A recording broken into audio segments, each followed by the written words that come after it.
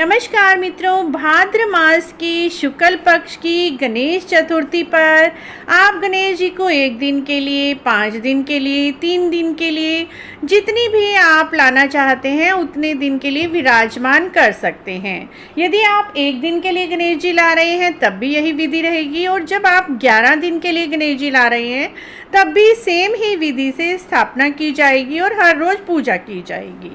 तो फ्रेंड्स, सबसे पहले आप एक चौकी पर लाल पीला कपड़ा बिछा लीजिए या फिर लाल रंग का कपड़ा बिछा लीजिए। तो ये मैं डेमो वीडियो आपके लिए बनाकर दिखा रही हूँ। वैसे 7 सितंबर 2024 को गणेश चतुर्थी की पूजा रहेगी, जिस दिन गणेश चतुर्थी है। तो यहाँ पर हमने गणेश जी को विराजमान करने के लिए एक लाल कपड़ा बिछा लिया है चौकी पर। उसके ऊपर हम थोड़े से चावलों का आसन देकर अपने गणेश जी महाराज को विराजमान कर लेंगे। तो ये देखिए, हमने इको फ्रेंडली गणेश जी को अपने चौकी पर विराजमान कर लिया है। फ्रेंड्स, यहाँ पर हमने अपने गणेश जी को चौकी पर विराजमान कर लिया है। आप यदि कलश स्थापना करना चाहते हैं तो कलश भी स्थापना कर सकते हैं। कलश के ऊपर नारियल रखना चाहते हैं तो नारियल, नहीं तो आप पूर्ण पात्र रखकर भी आप कलश की स्थापना कर सकते हैं। ये देखिए, हमने तांबे का एक कलश ले लिया है और उसके ऊपर स्वास्तिक बना लिया है। भगवान जी गणेश जी के राइट हैंड की तरफ हमने ये अपना कलश विराजमान करना है, और साथ ही एक मोली का धागा लेकर कलश के कंठ पर आपको बांध देना है। कभी भी कंठ आपको खाली नहीं रखना है। कलश का स्वास्तिक बनाकर आप कंठ पर आप ये मोली बांध दीजिए, और इसके अंदर शुद्ध जल भरकर कुछ बूंदें मैंने गंगा जल की मिला ली हैं। गंगा जल भी मिलाना बहुत ही शुभ रहता है फ्रेंड्स। उसी के साथ हमने रिद्धि सिद्धि बनाने हैं। रिद्धि सिद्धि बनाने के लिए आपको 2 सुपारी लेनी है, और 2 सुपारी दोनों तरफ भगवान जी के दाएं और बाएं तरफ हम 2 सुपारी रख देंगे रिद्धि सिद्धि माता के रूप में। इस तरह से भगवान जी के दोनों तरफ रिद्धि सिद्धि जी, उनकी दोनों पत्नियों को विराजमान करने से घर में रिद्धि सिद्धि हमेशा ही बनी रहती हैं।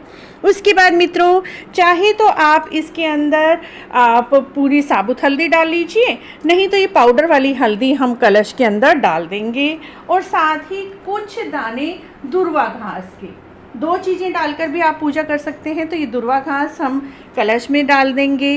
साथ ही एक चावलों का पात्र, चावलों का एक हमने बर्तन लेकर पूरा उसे ऊपर तक चावलों तक भर लिया है, ये इसके ऊपर रख देंगे, और साथ ही कुछ फूल हम कलश के ऊपर हम रख देंगे। तो ये देखिए, हमने सफ़ेद और कुछ पिंक फूल कलश के ऊपर, इस तरह से हमारा सिंपल विधि से कलश तैयार हो जाएगा।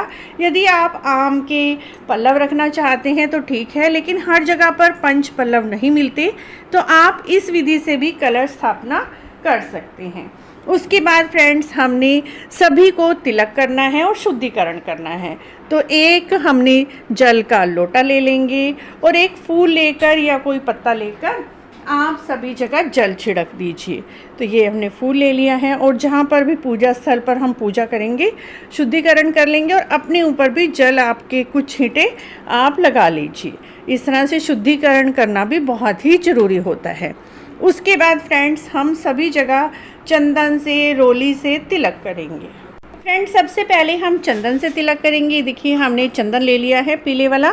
उसके बाद गणेश जी महाराज को, रिद्धि जी को, सिद्धि जी को, कलश को, और जिसमें चावल हैं हमारे पूर्ण पात्र में, उनको भी तिलक कर देंगे। उसके बाद हमने रोली से तिलक करना है, तो गणेश जी महाराज को रोली लगा देंगे, रिद्धि जी को, सिद्धि जी को रोली लगाएंगे, और कलश को भी हम रोली लगा देंगे। उसके बाद हम अपना धूप दीप प्रज्वलित करेंगे। उसके बाद फ्रेंड्स, हम अपना दीपक प्रज्वलित करेंगे। यहाँ पर यदि आप अखंड दीपक जलाना चाहते हैं तो बड़ा सा दीपक ले लीजिए, और यदि घर में कोई नहीं रहता और सुबह शाम आप दीपक जलाना चाहते हैं तो छोटा दीपक ले लीजिए। अभी यहाँ पर मैंने छोटा दीपक लिया है। उसके बाद फ्रेंड्स, हमने सभी को मोली रूपी वस्त्र अर्पित करना है।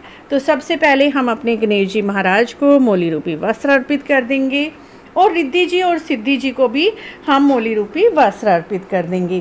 एक बार स्थापना कर दें तो अपनी जगह से किसी भी चीज़ को आपने हिलाना नहीं है, बड़े ही ध्यान से आपको ऊपर से ही आपको वस्त्र अर्पित करने हैं।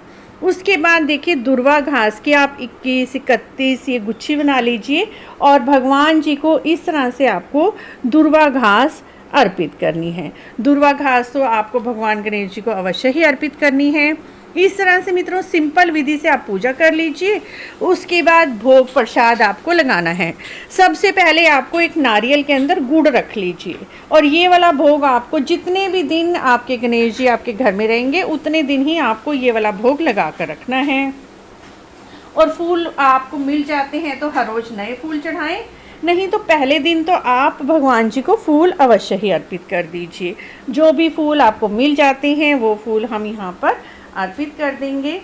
तो फ्रेंड्स सिंपल विधि आज मैं आपसे शेयर कर रही हूँ क्योंकि वर्किंग है और ज़्यादा हमारे पास समय नहीं होता, तो आप थोड़े से सामान से ही आसानी से ही पूजा कर सकते हैं। उसके बाद हम पंच मेवे का भोग, तो ये 5 तरह के मेवे ले लीजिए, जितने भी मेवे आपके पास हैं भगवान जी को पंच मेवे का भोग लगाएंगे। और ऋतुफल में केला आप अवश्य ही लें। तो यहाँ पर केला और सेब हम भगवान जी को भोग स्वरूप अर्पित कर रहे हैं। उसके बाद फ्रेंड्स मोदक का भोग आप अवश्य ही लगाइए। मोदक मैंने इस तरह से फ्रेंड्स आप पूजा सरल विधि से कर सकते हैं। यदि आप वर्किंग हैं, सिंपल विधि से जितने भी दिन आप गणेश जी महाराज को घर पर लाना चाहते हैं, 1 दिन के लिए, 3 दिन के लिए या 5 दिन, इसी विधि से सुबह शाम पूजा करें। आपको गणेश जी महाराज की पूजा का पूर्ण फल मिलेगा। आपको पूजा विधि कैसी लगी, अच्छी लगी है तो please like share subscribe. Comment box में जय गणेश जी महाराज अवश्य लिखें। जय गणेश जी महाराज दोस्तों, हमारी तरफ से आप सभी को गणेश चतुर्थी की हार्दिक बधाई।